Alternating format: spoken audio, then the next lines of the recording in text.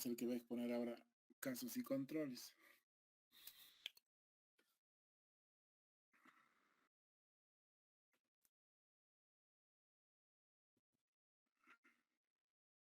Ya, doctor.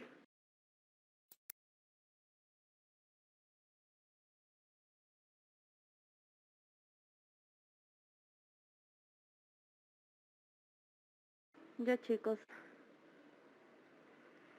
Ya estoy ingresando. Se logra ver, ¿verdad? No se ve tu pantalla, no carga. sí. A ver, chicos, espérenme. Esto es como la Dame tinta. un minuto. Vos Ajá, decimos, no sé por qué no carga. Voy a activar mis datos un ratito.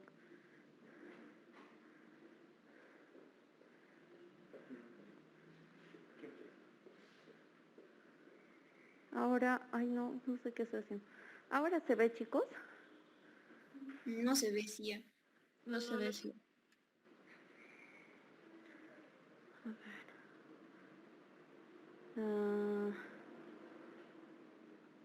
A ver, espérenme. No se puede compartir, no sé por qué. Deme un minutito, por favor.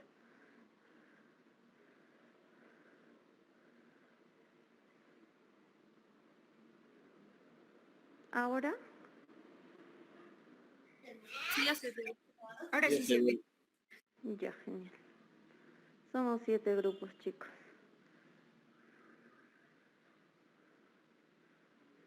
Ya, el número 1, chicos. Lo logran ver, ¿verdad? ¿Hola? Sí, Ay, sí no. se ve. Ay, ya, chicos.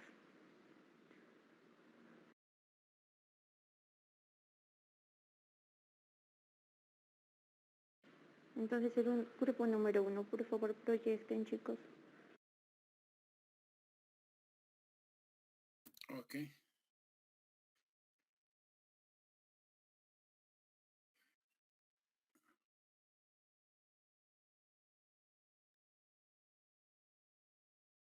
Muy bien, pueden empezar.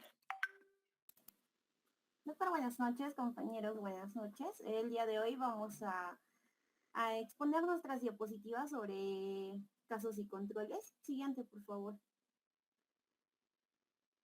Bien, primero vamos a tener o debemos saber que los casos y controles respecto a su diseño epidemiológico se tratan de un estudio analítico no experimental. Entonces podemos decir que este es un diseño epidemiológico porque busca estudiar a través de la descripción y el análisis problemas de salud que afectan a las poblaciones. Decimos que es analítico porque su propósito va a ser establecer relaciones causales. Siguiente, por favor, Adri. Y decimos que es no experimental porque el investigador va a observar la realidad sin manipular ningún elemento en el estudio. Se define a casos como los sujetos que tienen la enfermedad o característica de estudio y a controles a los sujetos que no tienen el evento de interés. Como vemos en la imagen inferior, vemos la direccionalidad de cómo se parte de un efecto hacia una causa, ¿no? Ya que este va a ser un estudio retrospectivo. Y es así que vamos a poder decir que se va a establecer las relaciones causales, que le daría su característica analítica. Siguiente, por favor. Entonces, los casos y controles, en los casos y controles se va a identificar un grupo de sujetos que van a tener la enfermedad para luego compararlo con otro grupo que no va a tener la enfermedad. Esto va a ser de acuerdo con la proporción de exposición a diferentes factores que hayan tenido ambos grupos. Una vez que se van a identificar los casos, los controles y también la exposición que queremos, se van a distinguir 4 grupos en la tabla 2x2 que está en la imagen inferior, donde vamos a distinguir A, que son los casos que estuvieron expuestos, B va a representar los controles que estuvieron expuestos, C, los casos que no estuvieron expuestos y D, los controles que no estuvieron expuestos, ¿no? Y tenemos también la letra N, que va a representar a la población, ¿no? N1, total de expuestos, N sub 0, total de no expuestos, también la letra M, M1, total de casos, M sub 0, total de controles. Y la letra N como el total de sujetos estudiados, es decir, la población. Siguiente, por favor. Es importante que tengamos en cuenta este diagrama del diseño metodológico, ya que, como ya dijimos, una población fuente va a ser representada por la letra N, de la que vamos a obtener dos poblaciones, ¿no? Como vemos en la imagen a la izquierda, vamos a partir del lado derecho de la imagen, donde se va a encontrar toda la población fuente total. De esta población fuente total vamos a distinguir dos fuentes, que serían la fuente de casos, es decir, la población fuente de casos, y la población fuente de controles. De esta población fuente de casos es de donde vamos a distinguir recién a nuestros casos que van a tener, es decir, las personas que van a tener la enfermedad. Y de esta población fuente de controles vamos a obtener recién a los controles propiamente dichos. Dentro de estos casos que hemos identificado, vamos a ver quiénes han estado expuestos y quiénes no han estado expuestos a la condición que queremos estudiar. Igualmente en los controles, cuáles son los controles expuestos y los no expuestos. Y vemos ahí en el tiempo cómo el estudio se dirige hacia el pasado, ¿no? Ya que es un estudio retrospectivo. Entonces, ¿por qué se realiza así? Porque esto va a asegurar que los participantes provengan de la misma población fuente, que habíamos visto, la población fuente total, y que las comparaciones entre los dos grupos de estudio sean válidas. Siguiente, por favor. Dentro de las ventajas que tenemos en este estudio es que van a ser útiles para problemas de salud poco frecuentes o también crónicos o con periodos de incubación y latencia prolongados, ¿no? Porque va a optimizar el tiempo, va a optimizar recursos y va a permitir abordar pocos casos que se tienen hasta el momento del estudio y compararlos, ¿no? Ya que va a ser un estudio retrospectivo. No va a ser necesario que hagamos un seguimiento a los pacientes, ¿no? Y esto nos llevaría mucho más tiempo.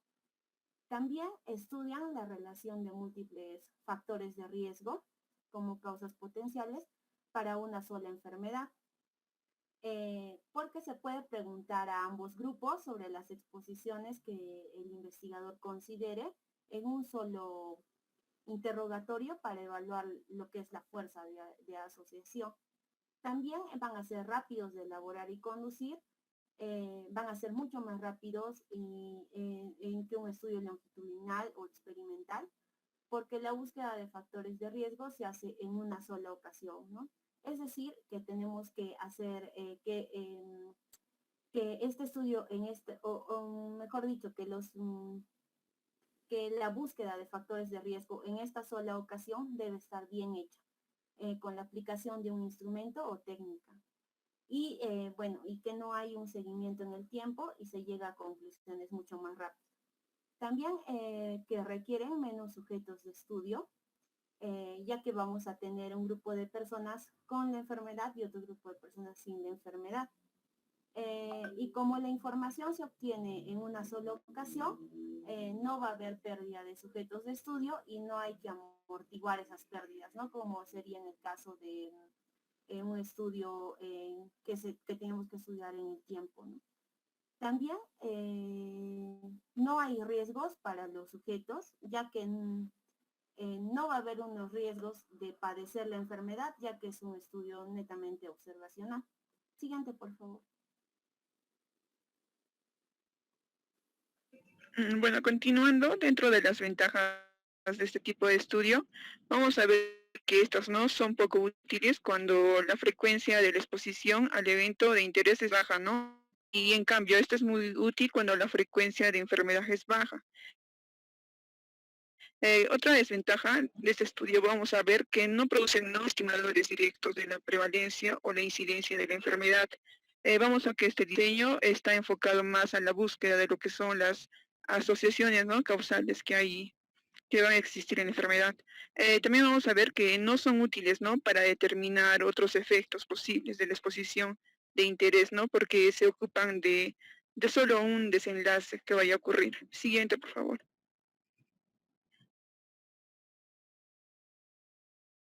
En cuanto a la definición de caso, vamos a ver que estas se seleccionan, ¿no? Los sujetos a partir de lo que es la presencia del evento o de la enfermedad, ¿no? Y no a partir de lo que es la exposición. Por eso es necesario tener claro quiénes serán definidos como casos y quiénes no van a ser definidos como controles. Vamos a ver que el caso va a ser el individuo que presenta la enfermedad, ¿no? O sus características o el evento de interés. Y control, vamos a ver que este es quien carezca de este rasgo característica. Siguiente. Siguiente, por favor. Bueno, en cuanto a las fuentes de obtención de los casos, vamos a ver que es necesario, ¿no? Definir las características de los individuos que se consideran como casos. Por ejemplo, tenemos, ¿no? La edad, el sexo, el tiempo de enfermedad, ¿no? Y otros. Vamos a ver también que antes de la selección de los casos es preciso establecer los siguientes puntos.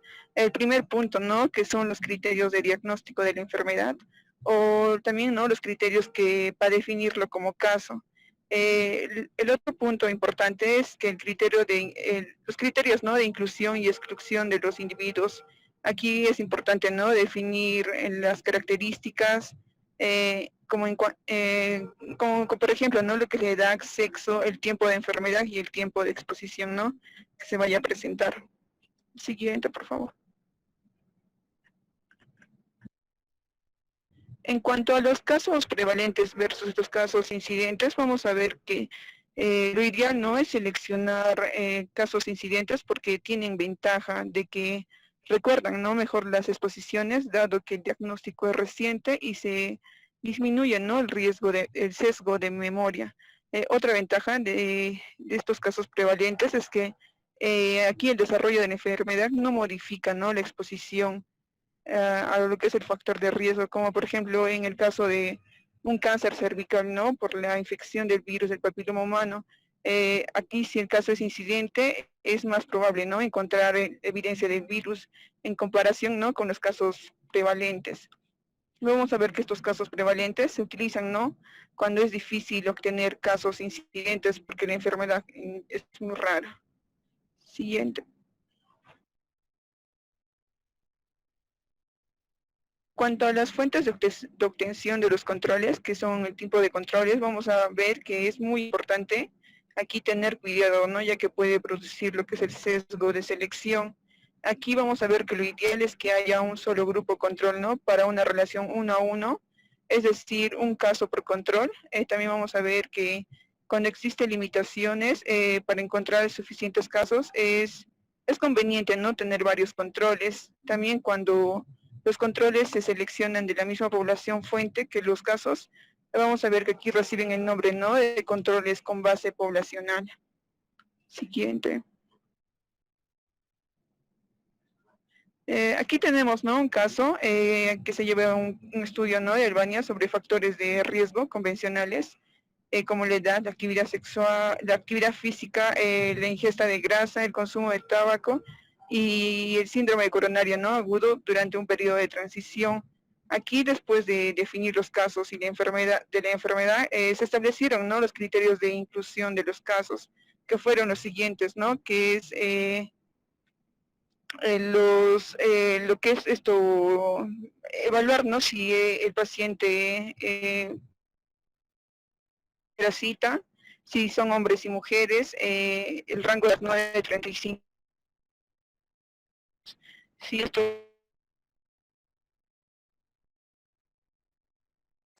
son residentes del municipio de Tirana, pertenecientes al Albania, síndrome coronario agudo, por primera vez o recientemente. También vemos, ¿no? El ingreso al hospital, ¿no? Universitario en las primeras 48 horas, ¿no? De la presencia de los síntomas de dicha enfermedad. Siguiente. Entre los sesgos más frecuentes vamos a tener los sesgos de selección, que consiste que la población seleccionada para este estudio, que viene a ser la muestra, no sea representativa de la población general o de la población fuente de casos, o la población general o fuente de los controles, por lo que este va a afectar la validez de los resultados. Entre los sesgos de selección tenemos el sesgo de Bergson, que son los casos hospitalarios, donde los estudios que se obtienen, sus casos fuentes, van a caer de forma inevitable en el sesgo de Bergson, debido a que la población de este grupo no va a ser representativo de la población que va a poseer la enfermedad, ya que no todos los sujetos con la enfermedad llegan a ser atendidos en el hospital. También tenemos la falacia de Neyman, que son casos prevalentes más casos incidentes, que ocurre cuando se analizan por igual los casos prevalentes e incidentes, debido a que los casos prevalentes llevan más tiempo con la enfermedad y la información que proporcionan en relación con la exposición de interés va a ser distinta a los pacientes que van a tener un diagnóstico reciente. Es por esto que al analizarlos por igual van a provocar un sesgo en la medición de la exposición. Siguiente, por favor. Aquí tenemos también la detección por su estado de exposición, donde los sujetos seleccionados con este método no van a ser extrapolables a la población fuente debido a su estado de exposición. También tenemos la no respuesta, que consiste en la no respuesta, se considera un sesgo de selección debido a que las características que lo llevan a no responder pueden conformar un error durante la selección de la muestra, sobre todo cuando la no respuesta va a ser diferente entre los casos que entre los controles. Entre los sesgos de información vamos a tener, entre ellos al entrevistador, que ocurre cuando el sujeto que se encarga de entrevistar dirige las preguntas de ambos grupos con la idea de confirmar la hipótesis de la investigación. También tenemos la mala clasificación no diferencial, que sucede si se clasifica de manera errónea la exposición, de modo que algunos de los casos o controles que estaban realmente expuestos van a ser clasificados como no expuestos, o algunos que no estaban expuestos se llegan a catalogar como expuestos. También tenemos el sesgo del entrevistado, que ocurre que al obtener la información de los sujetos de estudio, dado que pueden llegar a exagerar su información o también a no recordar algunos datos correctamente. Tenemos el sesgo de amnésico o de memoria, que deriva de la forma lógica del proceso de la memoria de los individuos, dado que en el momento de la recolección de la información deben hablar de sucesos que ocurrieron en el pasado, entonces muchos pacientes no suelen recordar. De recuerdo, en este sesgo se presenta cuando el estado de la enfermedad hace que los sujetos más sensibles suelen exagerar algunos acontecimientos o también modificarlos. Siguiente, por favor.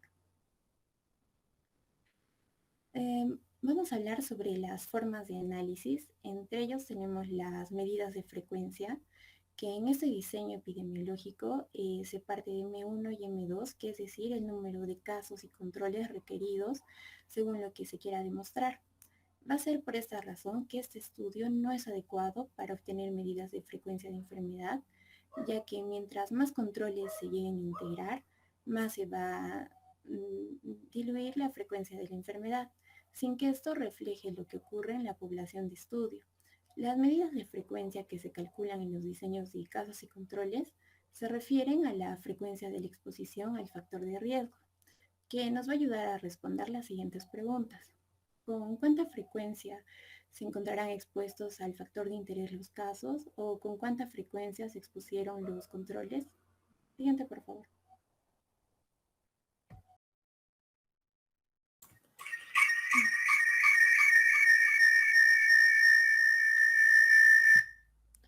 Ya, continuando con la exposición, vamos a hablar sobre medidas de asociación. En esta, como bien sabemos, lo importante que debemos de recordar es que el diseño de casos y controles va a ser analítico y por ende va a buscar las asociaciones causales, ¿no? Entonces, vamos a tener medidas entre dos variables y esta se va a denominar lo que son la razón de momios, que en sus siglas son RM, ¿no? o razón de oportunidades, posibilidades, disparidad o de productos cruzados o de razón de suertes, ¿no? Esta va a estimar las veces del riesgo que un paciente o una persona tiene el riesgo de enfermar, ¿no? O tener la variable dependiente de la cual una puede estar estudiando, ¿no? De las personas que estuvieron expuestas al factor de riesgo en comparación de las que no estuvieron expuestas. Entonces, vamos a tener que el valor del cálculo de una razón de momios va a estar dada si esta va a ser menor a 1, esta se va a tratar de una asociación protectora. Si esta va a estar igual a 1, va a haber una ausencia de asociación. Si va a estar mayor a 1, va a haber una asociación de riesgo, ¿no? Entonces, en esta va a haber mayor riesgo de probabilidad de estar enfermo entre quienes se van a exponer en comparación a los que no van a estar expuestos, ¿no? Sí, ya también vamos a tener que el valor de esta razón de momios va a ser de 1 a 1,99. Se puede abordar o relacionar de dos formas, ¿no? Vamos a tener en términos de veces de riesgo.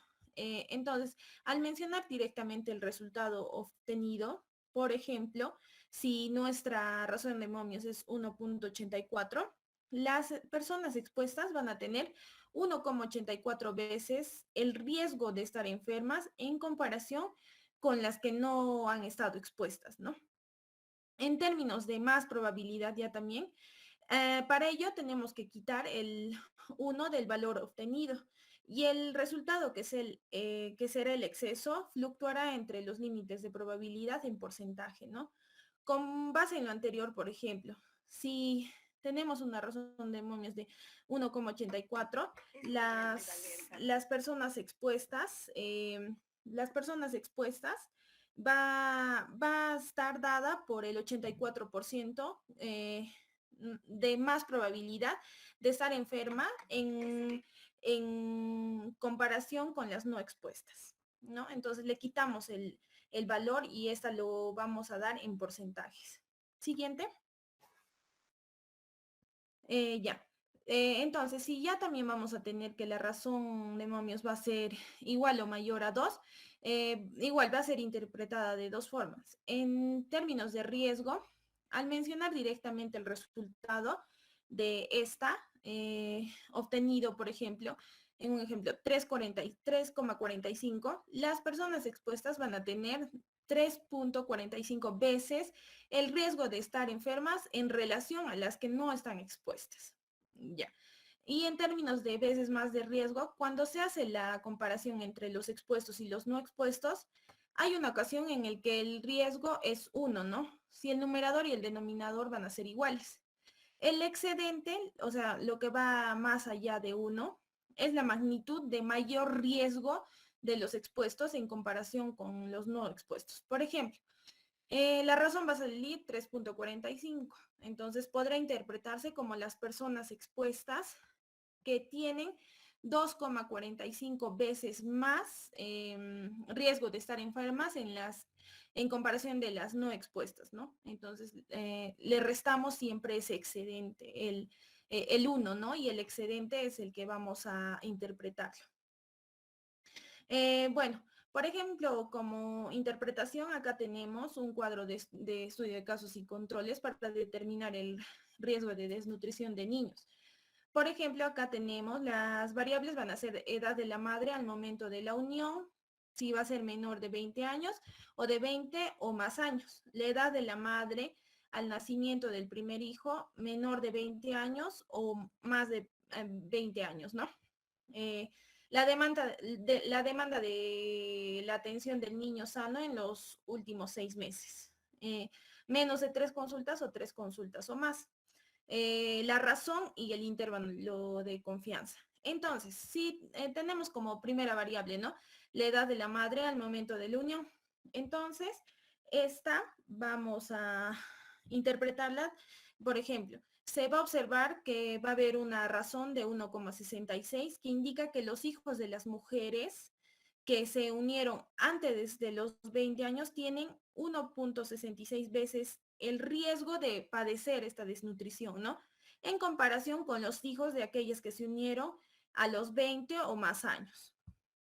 Si ya también hablamos de acá del intervalo de confianza, se va a referir, bueno, obviamente, ¿no? Al 95% y se refiere a un rango en el que con una confianza del 95% podría fluctuar el riesgo de desnutrición, ¿no?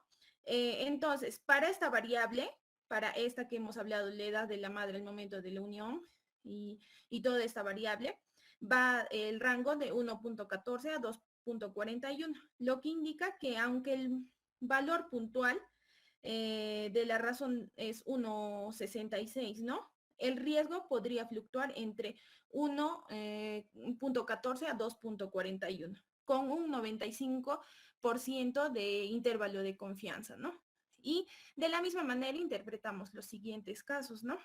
Por ejemplo, para la variable de la edad de la madre al nacimiento de su primer hijo, la razón, ¿no? Va a ser, por ejemplo, los hijos de las madres cuya edad al nacimiento de su primer hijo fue antes de los 20 años van a tener 87% más probabilidad de padecer desnutrición que los hijos de madres cuya edad al nacimiento de su primer hijo va a ser mayor a 20 años, ¿no? De la misma manera. Siguiente.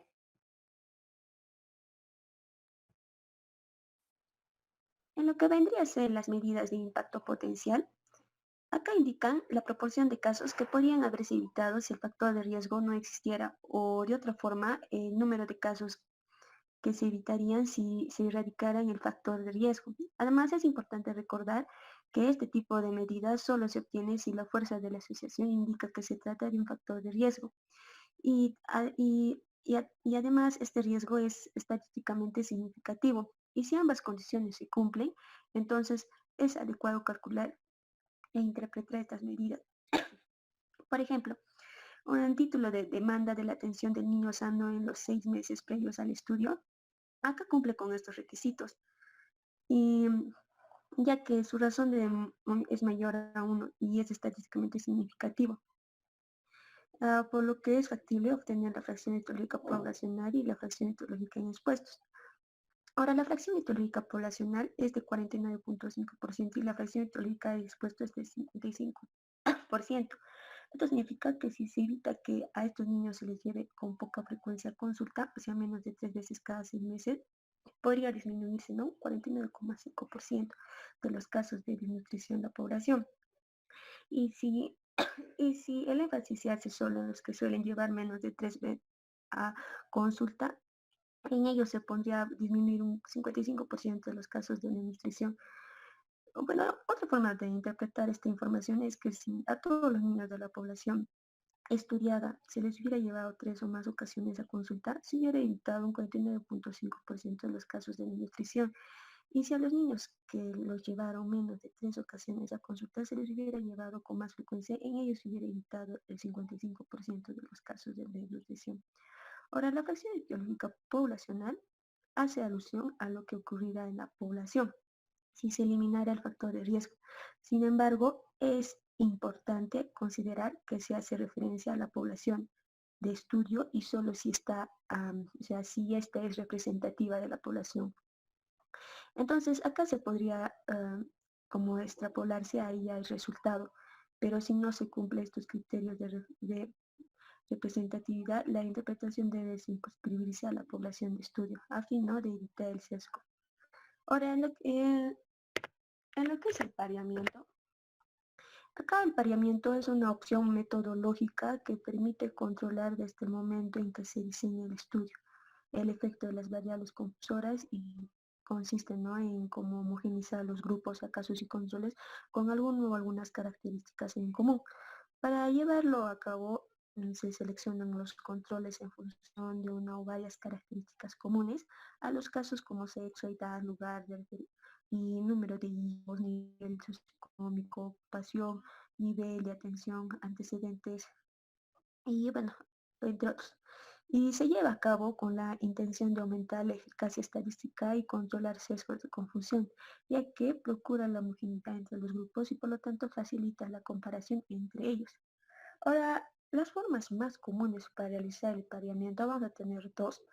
Uno que es el pareamiento por grupos y el pareamiento individual. Si nosotros hablamos del pareamiento por grupos, en sí es la frecuencia o categoría, acá se realiza lo que es a priori, ¿no? Y es importante definir las características o criterios de selección que serán, o sea, iguales en lo que son los sujetos para ambos grupos, o sea, los casos y controles. Y en este tipo de pareamiento, la proporción de controles con ciertas características debe ser idéntica con la proporción de casos con estas características. Bueno, acá la ventaja es que tiene o sea, tiende a homogeneizar la presencia de variables confusoras en la población de estudio, lo cual incrementa la potencia de... Ahora, lo que es el pareamiento individual, en este tipo de pareamiento se definen las variables específicamente para cada caso y cada control de forma simultánea, es decir, el control se parea según características específicas en común con el caso. Y puede darse en pares o tríos, ¿no? 2 o 3 controles por caso. Pero es importante tomar en cuenta que a mayor número de variables variar, mayor será la dificultad de encontrar controles adecuados.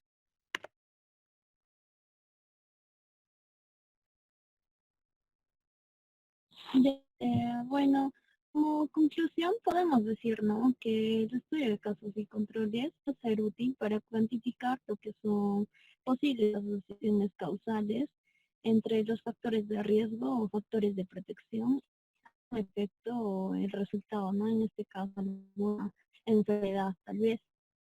Para ello, bueno, después de todo lo que hemos hecho, vamos a dar un ejemplo, un ejercicio. Bueno, en el ejercicio 10 se busca determinar si la hipertensión arterial es un factor de riesgo para la insuficiencia cardíaca, ¿no?, en una población. De acuerdo con los datos del censo en el 2006, en este ejercicio, había un total de 137.521 habitantes, de los cuales el 50.4% eran mujeres, ¿no? Y para este estudio se consideró a 962 individuos que presentaron insuficiencia cardíaca, de los cuales 637 tuvieron además hipertensión arterial, asignando a una persona sin enfermedad por cada caso, ¿no? En los controles se diagnosticaron 298 personas con hipertensión arterial. Entonces, nos hacemos la siguiente pregunta. Como vemos aquí, la primera pregunta se asignaría como casos y a quienes como controles.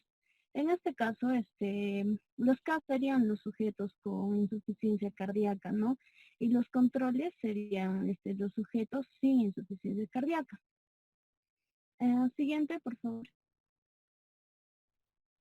Ya, bueno, la segunda pregunta sería, ¿no? O tendríamos que elaborar nuestro cuadro de contingencia de 2x2, en el cual lo dividimos por los casos y los controles, y si estuvieron expuestos o no expuestos, en este caso a la hipertensión arterial, ¿no? Bueno, con los datos que ya hemos obtenido, los casos que tenían hipertensión arterial eran 637 y los pacientes sin insuficiencia cardíaca que tenían hipertensión arterial eran de 298 y los pacientes con insuficiencia cardíaca pero sin hipertensión arterial eran 325. Entonces, de esa manera, organizamos nuestra tabla de contingencia, ¿no? Y con ello vamos a la tercera pregunta. ¿Cómo interpretaríamos la prevalencia del factor de riesgo si esta resultó de 0.486, ¿no? Pero ¿de dónde sale este 0.486? No, en este caso tendríamos que dividir lo que son los pacientes, todos los que han tenido hipertensión arterial, sobre el total de los individuos, ¿no? Es por ello que nos saldría 0.486. Esto se interpretaría que el 48.6% de la población estudiada era hipertensa.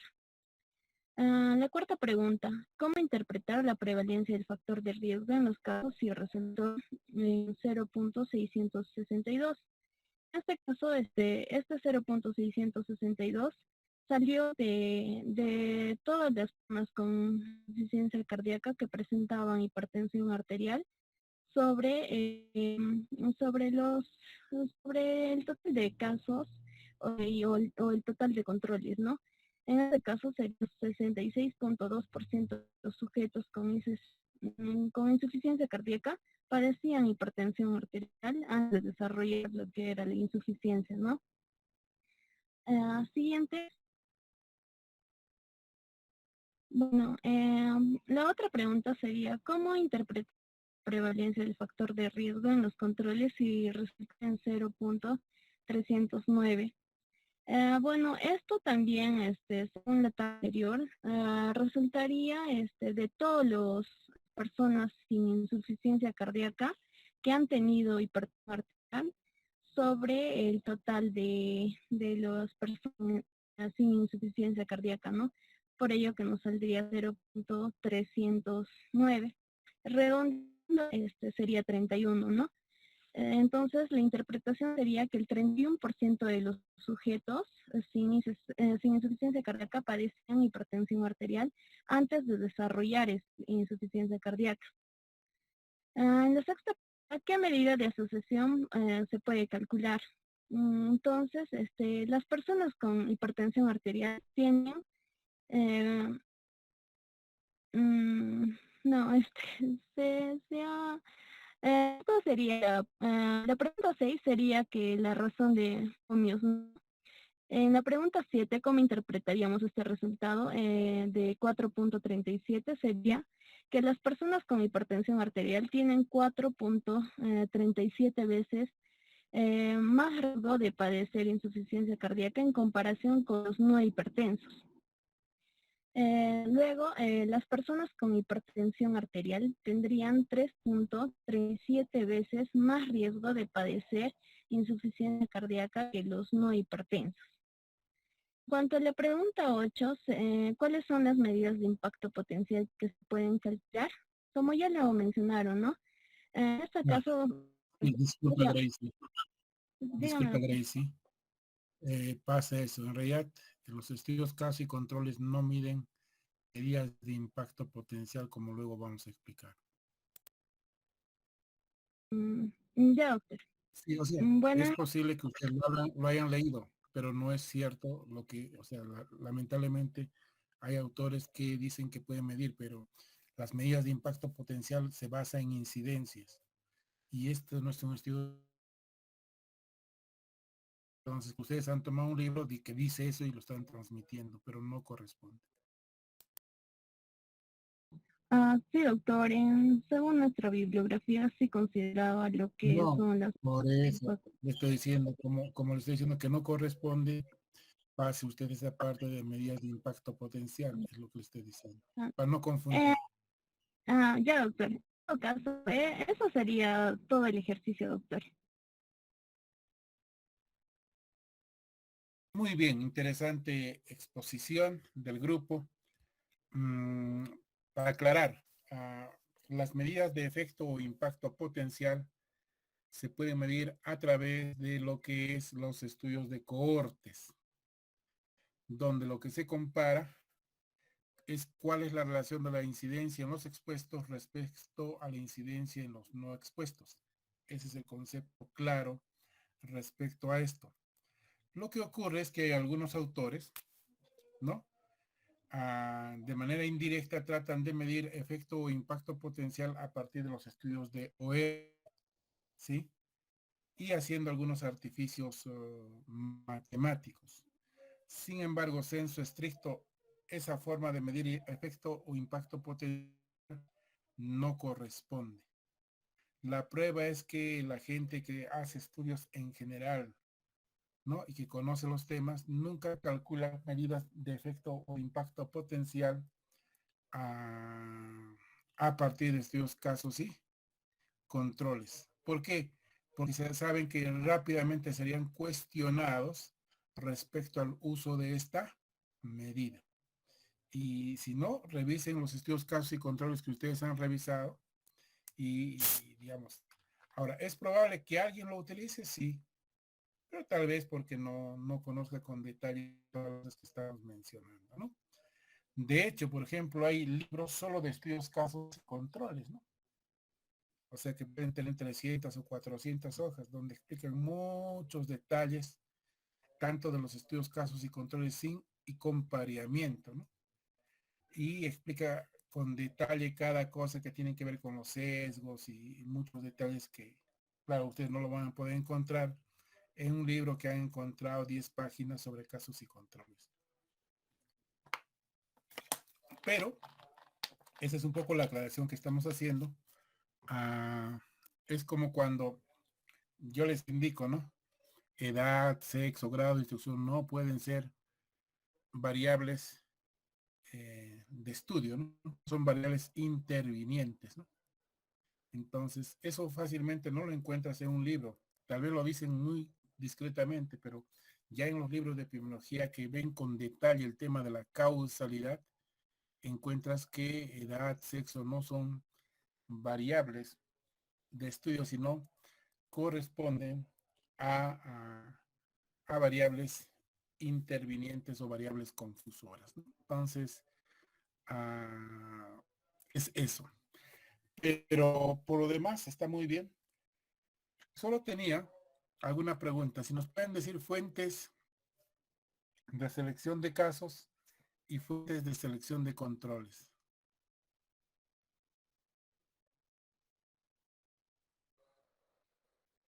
¿Alguien del grupo?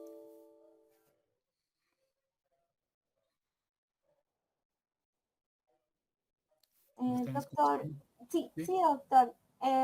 Bueno, la fuente de selección de casos y la fuente de selección de controles se va a elegir de una fuente global de la población, sería de una fuente, claro, de la fuente N, ¿no? De la población que vamos a tomar. La pregunta es dónde seleccionan los casos y dónde seleccionan los controles. ¿Cuál es la ventaja de seleccionar en tal o cual lugar, ya sea casos y controles? Esa era la pregunta. ¿Alguien? ¿Alguien de la clase? Podría ser, doctor, A con la ver. ayuda de las historias clínicas, según que No, vamos a no, no, estudiar. no. No estoy diciendo dónde vas a, sino dónde ubicas a los casos y dónde ubicas o identificas a los controles. Esa es la pregunta. Miren, en general los casos pueden identificarse en los establecimientos de salud, pueden identificarse en la comunidad. ¿Sí? ¿Dónde es más fácil? En un establecimiento de salud. Pero tiene una desventaja porque no necesariamente todos los casos que van a los hospitales, dependiendo del daño o la enfermedad también, representan a los casos que realmente ocurren en la comunidad. Y igualmente, los controles en función de donde uno ha identificado los casos, identifica los controles. Si ya identifica los casos en los establecimientos de salud en un hospital, se supone que estoy, entre comillas, obligado a seleccionar los controles en el hospital. Y seleccionar en el hospital tiene ventajas y desventajas. La desventaja es que no siempre son tan representativos de la comunidad, de los casos que ocurren en la comunidad. Sin embargo, los problemas de memoria y otros tipos de sesgos disminuyen, porque son personas que al estar con la enfermedad o al estar hospitalizados, pero no tienen esta enfermedad, pero pueden tener cualquier otra, se acuerdan muy bien pues de los antecedentes o de los factores de exposición, cosa que es contraria en el tema de la comunidad. O sea, y en la comunidad los controles se pueden identificar no solo en el hospital, se pueden identificar en la población en general, pero también se pueden ubicar, digamos, en el barrio, en el distrito de donde proviene el caso, ¿no? En realidad hay toda una disquisición ahí, donde selecciono los casos y donde selecciono los controles. De hecho, usualmente, a pesar de los sesgos que tiene, de que los casos no son tan representativos de los casos que ocurren en la comunidad, pues lo digo dependiendo de lo que estemos evaluando, ese es lo que más utilizan los investigadores, porque eso está al alcance y a la mano. Ahora, respecto al pareamiento, usualmente ya no se utiliza. ¿Por qué? Porque existen métodos de análisis estratificado que pueden controlar, ¿no?, justamente estas variables de confusión, que como ustedes también lo han dicho claramente, corresponde a datos de identificación, edad, sexo, de dónde viene, etcétera. Entonces, esa es otra cosa que también me estaba a mencionar. Sin embargo, es cierto, la medida de asociación nos hubiese gustado que en un ejemplo donde se calcule el OR, ¿sí? O sea, a través de la fórmula.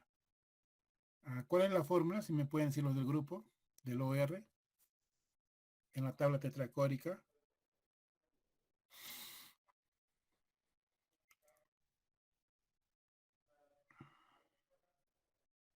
¿Alguien del grupo? ¿Alguien de la clase? Doctor, la fórmula del OR sería, sería A por D, es decir, los casos que estuvieron expuestos por los controles que no estuvieron expuestos, sobre B por C, los controles que estuvieron expuestos sobre los casos que no estuvieron expuestos. Claro, ese es, por eso se llama razón de productos cruzados. Usted tiene tabla, ahorita ponga en su mente la tabla tetracórica A, B, C, D. A por D sobre C por B. Por eso se llama también razón de productos cruzados. Y el nombre más usual no es el razón de momios. El nombre más utilizado es el OR, ¿no? Es el OR, ¿no? Es una razón, es un cociente, pero el término es razón, o en todo caso el más utilizado. Igual, la razón de momios no es lo más utilizado.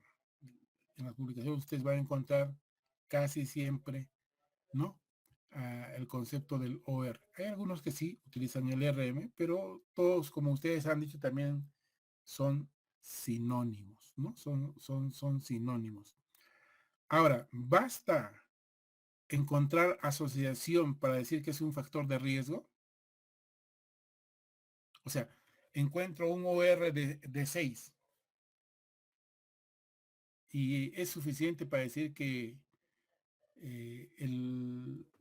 que lo que he encontrado es un factor de riesgo, que el factor de exposición que he estudiado, que he evaluado, en este caso hipertensión, si encuentro, a ver, regrese a la gráfica, por favor, de la tabla tetracórica del estudio.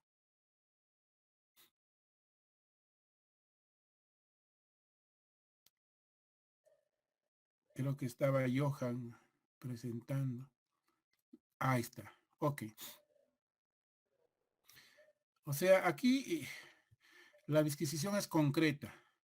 Quieren saber, a ver, ¿quién me dice qué expresa esa tabla tetracórica? Pero déjenme, voy a preguntar a alguien de la clase. Tatiana Fernanda.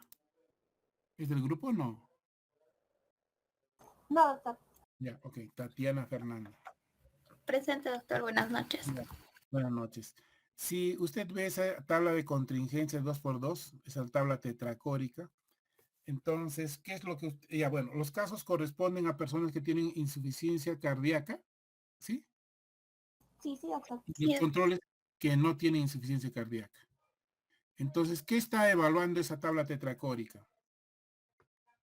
El riesgo de pacientes que tengan, si los pacientes presentan hipertensión arterial, sería que tienen mayor riesgo de presentar lo que es la insuficiencia cardíaca, doctor.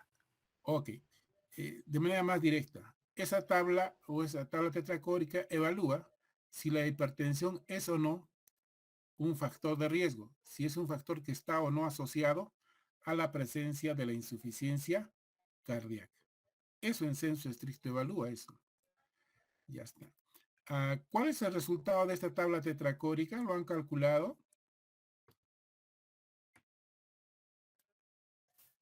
A los del grupo. Porque no quedó claro eso en la exposición. O por lo menos no lo entendí yo, tal vez. Si alguien lo entendió. O sea, quería saber cuál es el valor de la razón de momios o el OR de esta tabla. Porque en la exposición nos dijeron, si es más de uno, factor de riesgo. Si es menor de uno, factor de protección. ¿Correcto?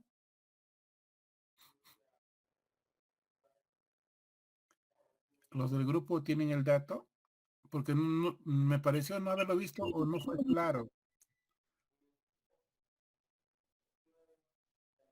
Gracie.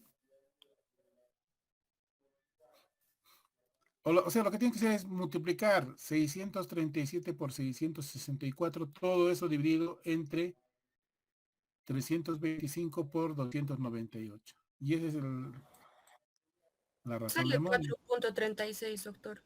Sí, Ok. 4.37. Ok. Muy bien. Entonces sale 4.37 y vamos a llamar a otra persona. Y claro, tiene que haber un tema de género también aquí, ¿sí o no? Julio Aarón.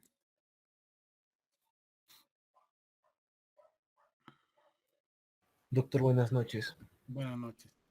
Dice que este estudio ha encontrado que el OR, al tratar de estudiar si la hipertensión es o no un factor de riesgo asociado a insuficiencia cardíaca. Y habiendo calculado la medida de, ¿no? La medida de fuerza de asociación, así se llama, la medida de la fuerza de asociación, que es el OR, han encontrado que es 4.3. Para usted ese resultado, ¿qué le diría? ¿Eso no es un factor de riesgo? ¿Cómo lo interpretaría? Ok. Bueno, a ver, comenzaré con la segunda pregunta, doctor. Respecto a la interpretación, bueno, podría decir, ¿no?, que los pacientes con hipertensión arterial tienen 4.36 veces más riesgo de padecer insuficiencia cardíaca respecto a los pacientes que no presentan hipertensión arterial, ¿no? Ahora, Perfecto. Carita feliz no- y no ha sido cogido en el juego del calamar. Ya, siguiente.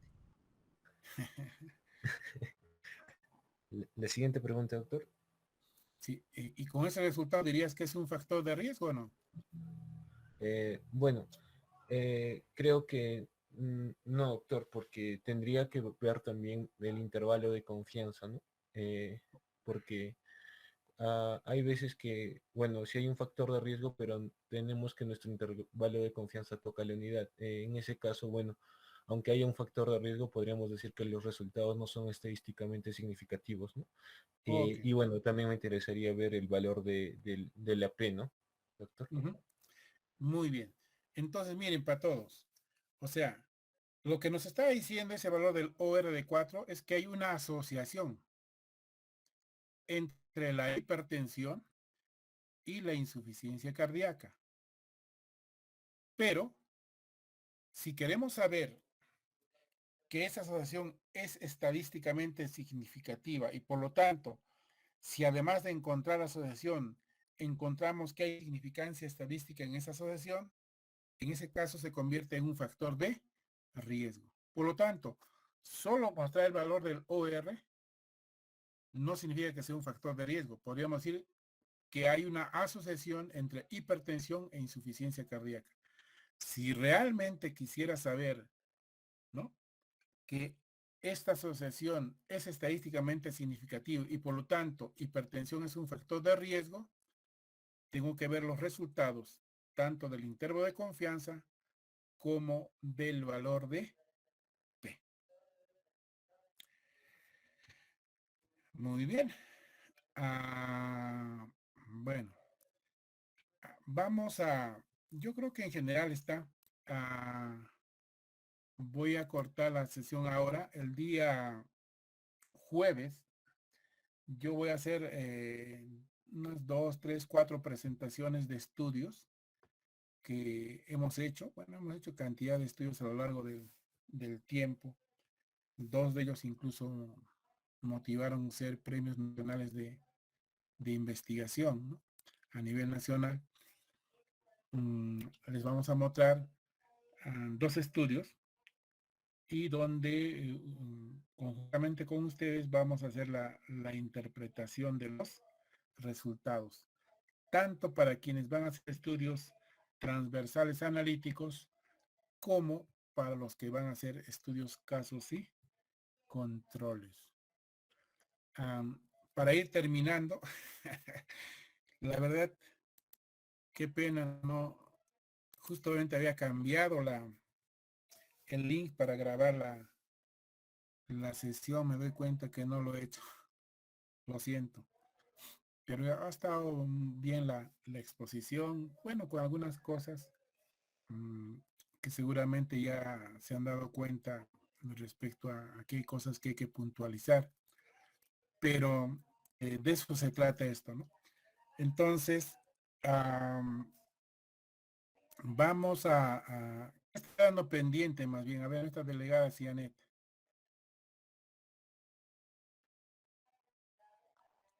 No está, se ha ido a tomar el café. Ya, entonces, está quedando, ya hemos terminado hasta población y muestra.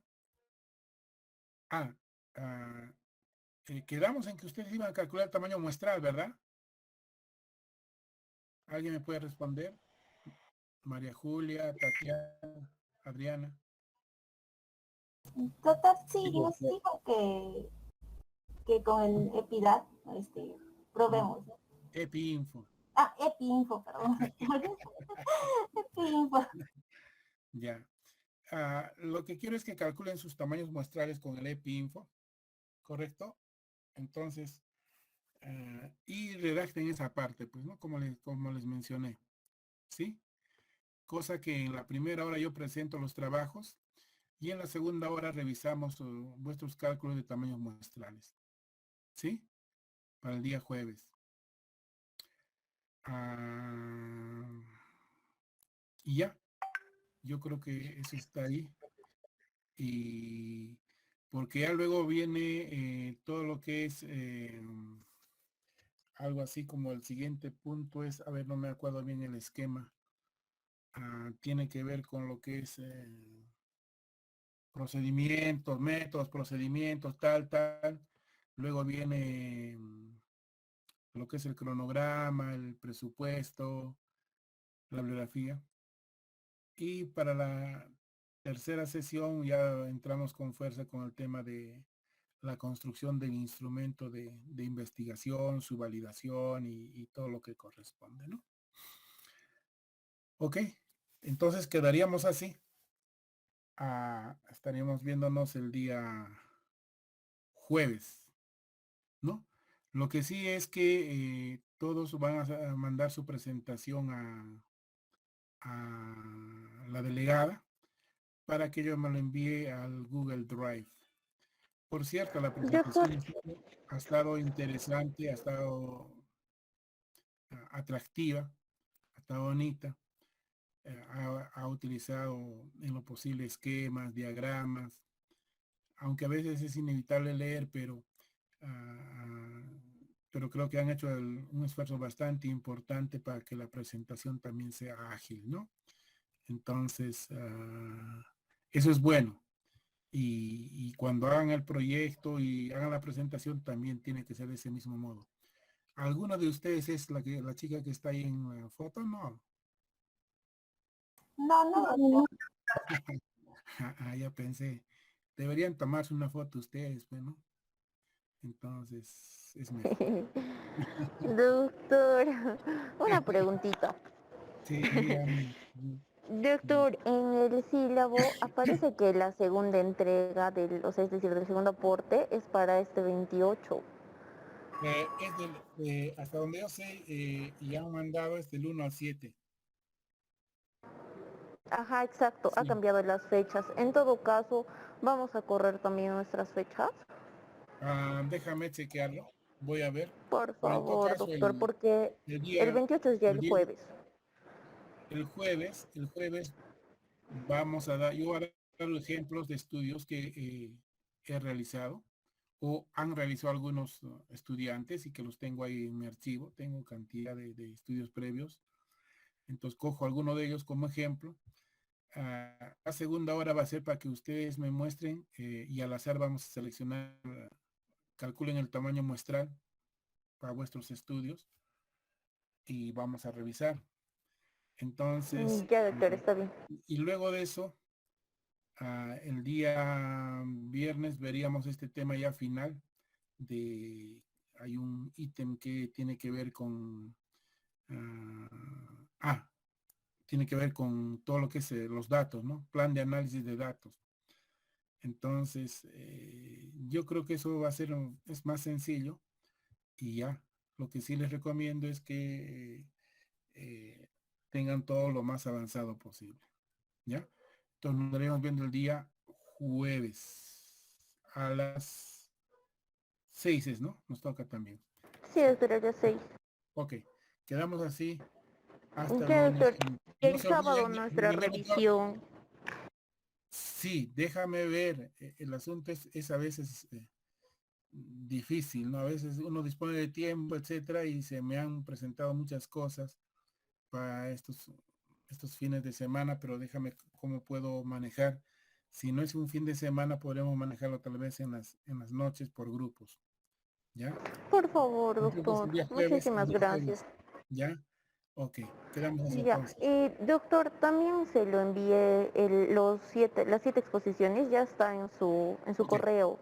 Ok. Por favor, verifíquelo, sino para volverlo a enviar. No, sino que ya no tuve tiempo de poder ingresar como otras veces lo hacía y no estaba seguro de eso. Entonces, Ya, doctor, no se apenas preocupe. llegué, entré lo más rápido y ya está, o sea, por eso ni me he fijado en el correo.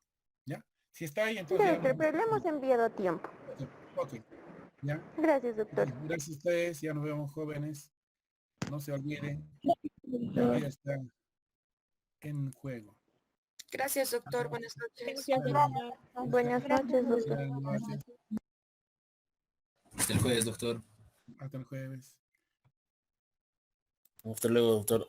Hasta luego.